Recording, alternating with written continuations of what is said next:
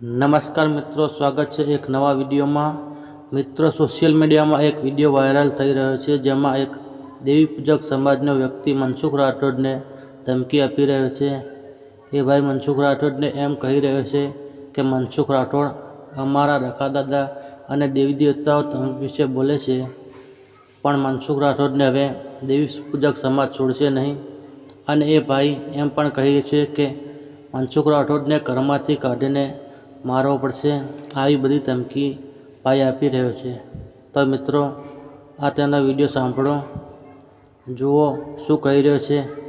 તે પહેલાં ચેનલમાં નવા હોય તો ચેનલને સબસ્ક્રાઈબ કરી દેજો। મિત્રો, તમે જુઓ આ વિડીયો।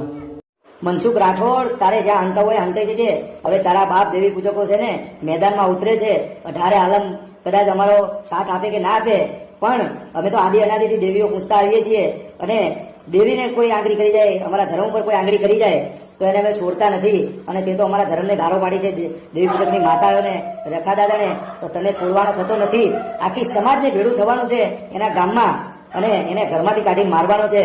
એક સતયુગ પોરો એવો હતો કે ભાઈ મહારાણા પ્રતાપ, છત્રપતિ શિવાજી, છત્રપતિ સંભાજી, પૃથ્વીરાજ ચૌહાણ જે ધર્મ માટે લડી લડી મરી ગયા છે, અને એક આ પાકિસ્તાનની ઓલાદ એની મમ્મી પાકિસ્તાનમાંથી લઈને આવી છે, હિન્દુ ધર્મનો વિરોધ કરે છે।